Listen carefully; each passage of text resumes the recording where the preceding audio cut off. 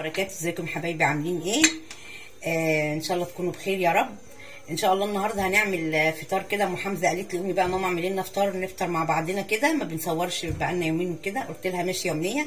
هنعمل بقى فول، وهنعمل جبنه قريش وجبنه بالطماطم، جبنه قديمه وبيت شكشوكه وبصل وجرجير كده، الفطار اللي بيبقى جميل اللي يفتح النفس ده.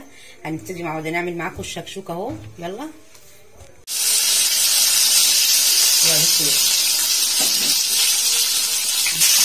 طبعا البيض الشكشوكه تقدحي الزيت وتروحي حاطه الطماطم، ماشي. هتاخد معاكي غلوه كده، هتاخد معاكي شويه كده، نحط عليها فلفل.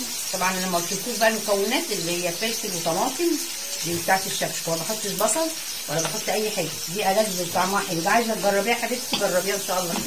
فلفل رومي وقرن حامي. ده لو عندك اطفال حابه تحطي الاثنين تحطي، حابه تحطي حاجه واحده تحطي.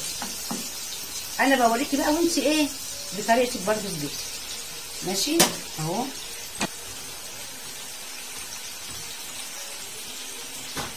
الملح اهو، حطيت الملح،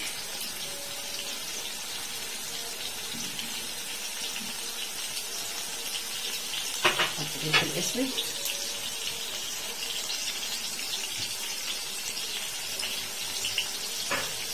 وهقلب كده، ماشي.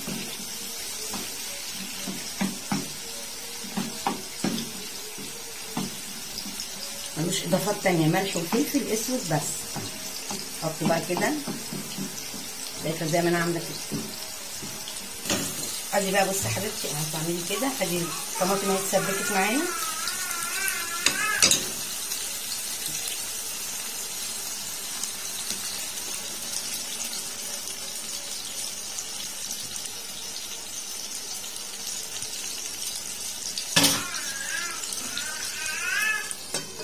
ادي يا حبيبتي بقى الشكشوكه اتعملت معانا كده تحفه. هنغرفها بقى ونحضر، ماشي.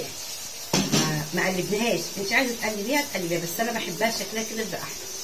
لا وكده بيبقى طعمها اجمل بكتير يعني. تغطيها كده ويبقى حلو.